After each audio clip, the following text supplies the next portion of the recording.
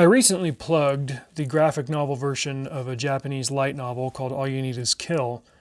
And I mentioned that I didn't have a whole lot of manga in my personal collection, but then I saw these ones next to it published by Udon, which I think is a manga imprint, but this one isn't technically manga. It was done by Jim Zub, who's a Canadian writer and comics artist, and then with illustrations by Shun Chan. This is a book that the creator Jim put on, I don't know if it was his personal website or he just created a website specifically to host it. He put the entire thing online for free, and I read the entire thing online, and I ended up saying, like, I want to own this personally. It's 2 volumes, Makeshift Miracle, books 1 and 2, and the artwork is just breathtaking, but the story and the characters are really good too. This boy's coming home from school.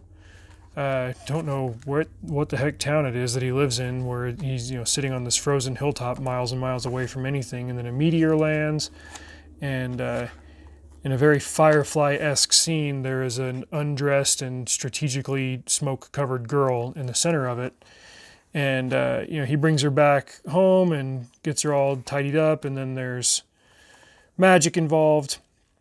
What I'm highlighting here with the art, though, is whether it was done physically or done digitally. If it's digital, it simulates watercolor. Watercolor is an extremely difficult medium to color in, and that's with color being an artistic discipline entirely on its own.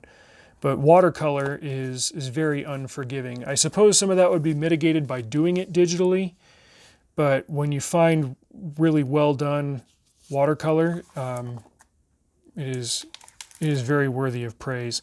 I don't want to spoil a whole lot about the story, just that there's a lot of whimsy and imagination and discovery of self, and it's a very touching and moving story. It ends up being a very emotional one, but check out Makeshift Miracle if you can get your hands on a copy, and let me know what you think. See you next time.